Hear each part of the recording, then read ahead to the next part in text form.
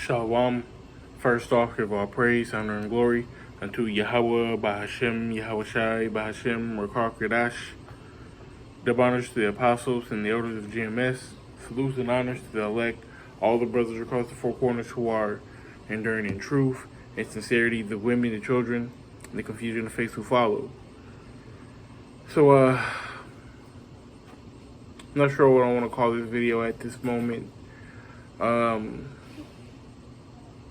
We're going to get into how our people got into this situation that we're in right now, which is idol worship.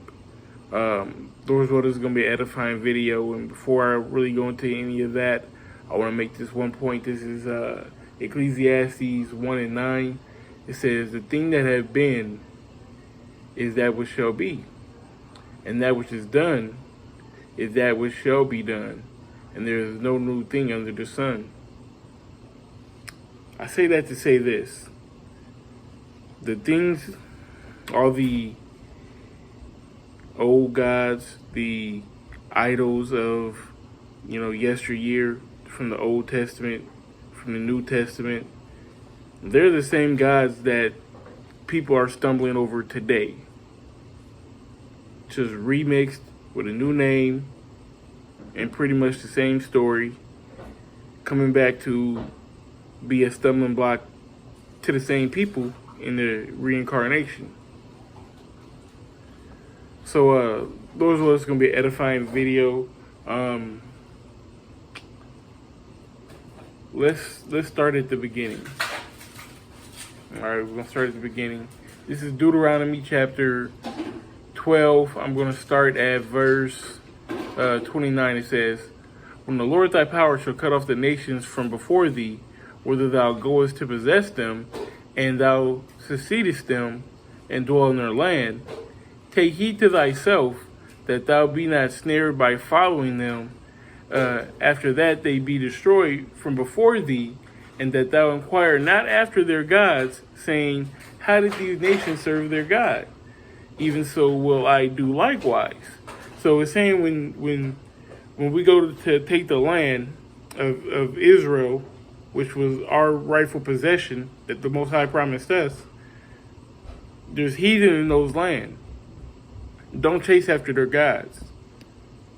Okay, you're dealing with the one true power. And remember, this isn't too long after Moses and the golden calf.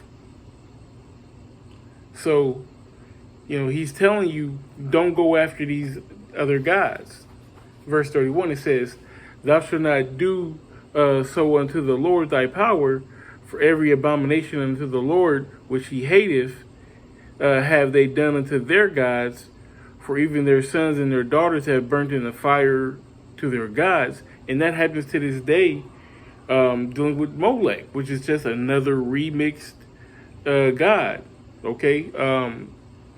It says, "For whatsoever thing I command you, observe to do it, thou shalt not add thereto, nor diminish from it." Okay, so basically, don't go off. Don't go off and start worshiping these other gods. And there's actually a point that was made earlier in this chapter. It's a decent chapter to read if you get some time. Deuteronomy 12.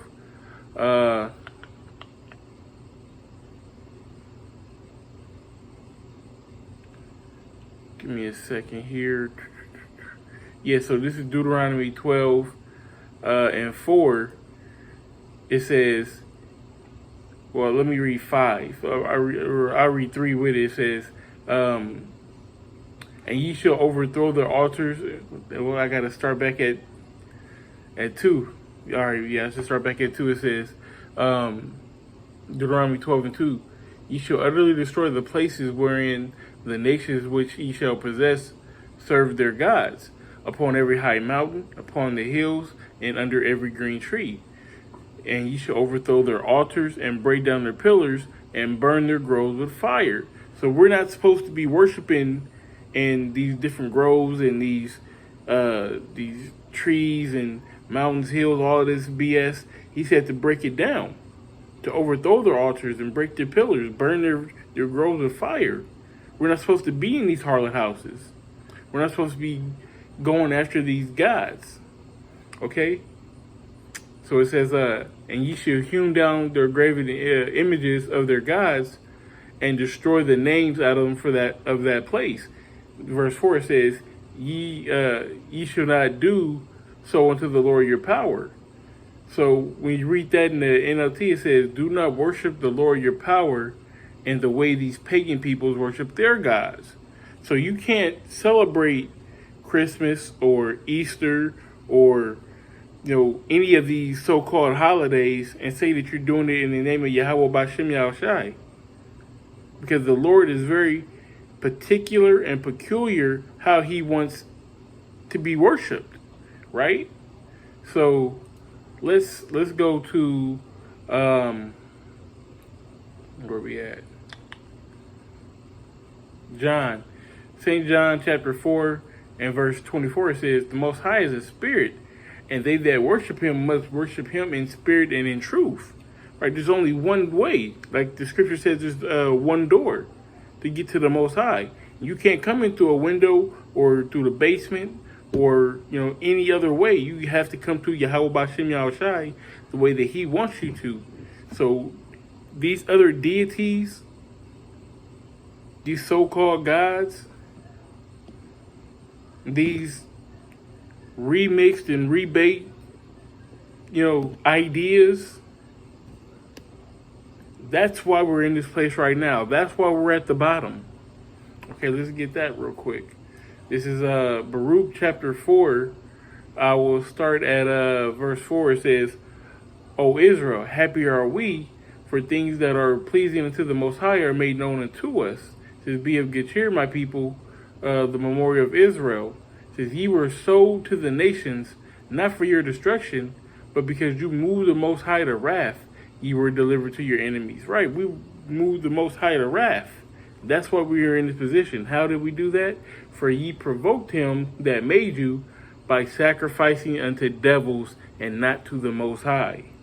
You have forgotten the everlasting power that brought you up, and ye have grieved Jerusalem that nursed you. Right, we went astray, and that's why we are in this position today. And like I said, it's the same remixed, reprogrammed, brought up again, however you want to put it, rebaked, double fried gods that we were serving, back in the time of the judges. So let's get that. Okay, so let me see. So this is Judges chapter 2. And I will start at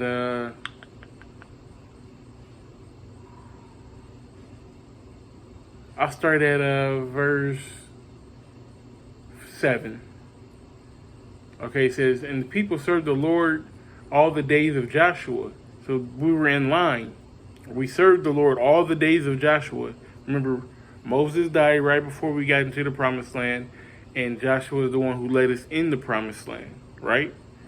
So it says, Judges 2 and 7, and the people served the Most High all the days of Joshua and all the days of the elders that outlived Joshua, who had seen all the great works of the Most High that he did for Israel. And Joshua the son of Nun, the servant of the Most High, died being 110 years old.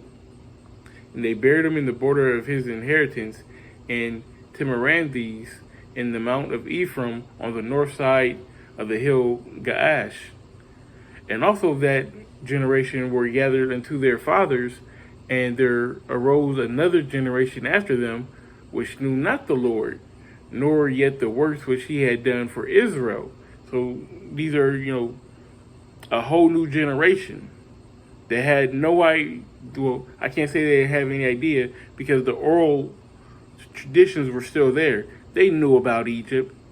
They heard the stories, but they didn't see with their eyes. They didn't know. They didn't physically feel the wilderness. Okay, so when this generation is born, all they know is we have a country, and we supposedly have a God, but you know how Jake is. Jake is frugal. Jake want to get into everything but what he's supposed to be in. All right, and that's to this day, you know. So it says that nor yet the works which he had done for Israel, right? So they didn't know the Most High. Verse 11 it says, and the children of Israel did evil in the sight of the Lord and served Baalium, and they forsook the Lord, the power of their fathers, which brought them out of the land of Egypt, and followed other gods, and the gods of the people that were around about them, and bowed themselves unto them, and provoked the Most High into anger. They forsook the Lord and served Baal and Ashtaroth. Okay, so that's what they did back then. That's what they're did in the in between time, and that's what they're doing right now. Because, like I said, Baal, Ashtaroth, they're fertility gods, and that's really the common thing going throughout history. All right, Jake following after fertility. Okay, let's get let me see. Let's get Jeremiah. So we're going from the time of the judges when we first are getting into the land. Now we're going to fast forward a couple hundred years to when the in the times of Babylon, right? Matter of fact, before I get this Jeremiah, let me get this Jeremiah. Okay, so this is Jeremiah 3 and 8. It says, and I saw when for all the causes whereby backsliding Israel committed adultery, I had put her away and given her a bill of divorce. Yet her treacherous sister Judah feared not, but went and played the harlot also. So it wasn't just, the northern kingdom. The southern kingdom was there too. All right, and went off and played the harlot with other gods. So the whole nation, this is why we as a nation went down. So this is Jeremiah 7, and starting at 18, it says, the children gather wood, and the fathers kindle the fire, and the women knead their dough to make cakes to the Queen of Heaven, to pour out drink offerings unto other gods, that they may provoke me to anger. And what is this talking about? This Queen of Heaven worship. All right.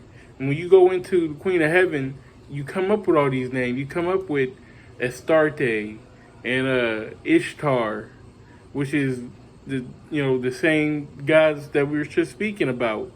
Fuck it. Also, what's Diana? When you go to the New Testament, what do we have? We had Israelite foreigners, people who were of our nation, but were born outside of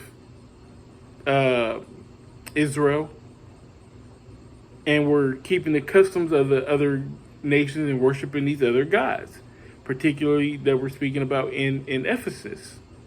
So let's get this account, because these people were going hard for their God. And that's the same people that we have today, that not my God.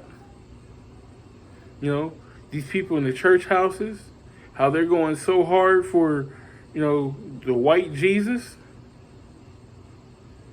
It's these same people. They're worshiping the same gods that they were before, just in a new name and in pretty much the same form. All right, so this is Acts 19. I'll start at verse 24. It says, for a certain man named Demetrius, a silversmith, which made silver shrines for Diana, brought no small gain unto the craftsmen, whom he called together with the workmen of like occupation, and said, sirs, you know that by this craft we have our wealth. This is how we make our money. Moreover, ye see and hear that not alone at Ephesus, but almost throughout all Asia, this Paul hath persuaded and turned away much people, saying that they be no gods which are made with hands. You messing with the money. All right, we make our wealth by building these little statues, these idols, and people buy him and worship him. But he's going around talking about Yahweh Bashem Yahushai, and you're turning people away from buying our idols. And they really they really believe in these idols. So it's like a disrespect thing, as well as you messing with my money. Okay? So it says verse 27, it says, so that not only this our craft is in danger to be set at naught, but also that the temple of the great goddess Diana should be despised, and that it's like and her magnificence should be destroyed, whom all Asia and the world worshipeth. Right? So it's like, not only you messing with our money, you're messing with our beautiful goddess Diana. Oh my God, he's tripping. And what did they say to this? All right, verse 28, it says, and when they heard these sayings, they were full of wrath and cried out, saying, great is Diana of the Ephesians. So they was gung-ho behind this. And that's the same way these people are today. Not understanding what true worship is. Who the true one and only power is. Okay, and I'm not going to finish reading. This is a pretty long account, but people go all out behind their gods. So, we have to do what? We have to, well, I'll say this, people go all out behind their gods, and then, as it says in 1 Peter chapter 4, it says, wherein they think it strange that you run not with them to the same excess of riot, speaking evil of you. So because you don't run behind these deities, because you're not celebrating Christmas or Valentine's Day, fertility god, or Easter, fertility god, because you're not running to the same excess of right, there's something wrong with you. Why don't you celebrate Christmas? Oh, what you mean you don't celebrate? And it'd be a lot of times it'd be women, Oh, what you mean you don't celebrate Valentine's Day? You gonna give me something for Valentine's Day? And weak-minded niggas fall for this. We gotta be planted firm, stiffly. You gotta have a foundation. Matter of fact, let's get that real quick.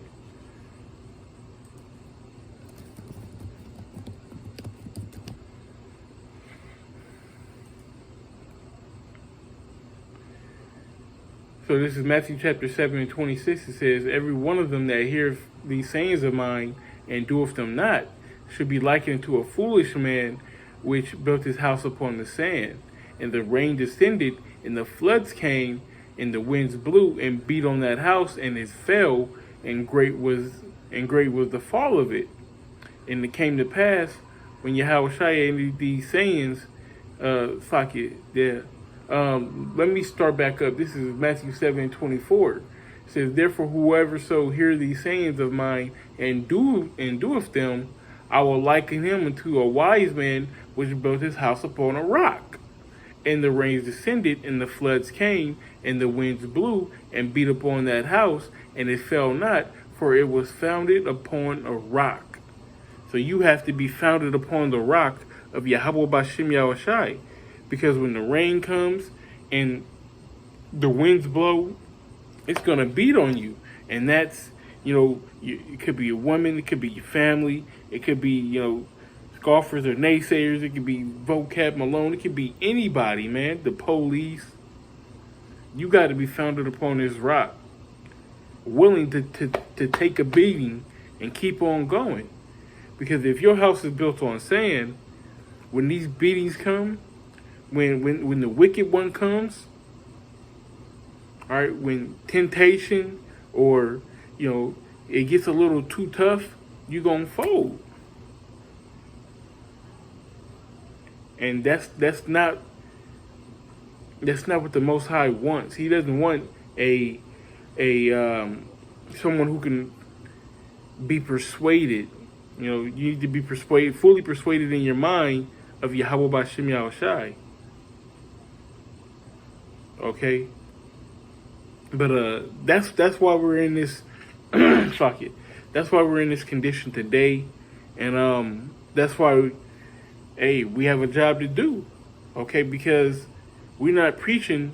I mean, of course, we give these lessons to the people in the know, but really these lessons are for the people who are not in the know. When you read Acts, our forefather Paul, he was going around from place to place to place to place, doing what? Spreading the word, spreading the gospel to people who hadn't heard it. They have the terms that says you're preaching to the choir. Yeah, you can teach this to people that are in the know and edifies and build those brothers up so that, and sisters and children or whoever, but mainly this is for the men. But you can build them up. But this word is to convert the new people, the people who haven't heard it. That's the whole purpose. When you fishing, the scriptures say that He'll make us fishers of men. You're not fishing in the bucket of people you're not fishing in the bucket of fish that you've already caught.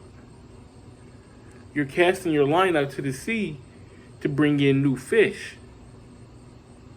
So Lord's will, the new fish will hear this video and understand with ears and see with eyes and come back to the glory, man, to the beautiful power of Yahweh B'Hashem Yahushai. All right, Yahweh being the name of the Heavenly Father, B'Hashem, which is in the name of Yahushai being the Lord, the one who the world ignorantly calls Jesus Christ. And with that being said, I just want to give all praise, honor, and glory that's called Halayim unto Yahweh B'Hashem Yahushai B'Hashem Rakar Kadash. Double honors to the apostles and the elders of GMS. Salutes and honors to the elect, all the brothers across the four corners who are enduring in truth and sincerity, the women, the children, and the confusion of faith who follow. Shalom.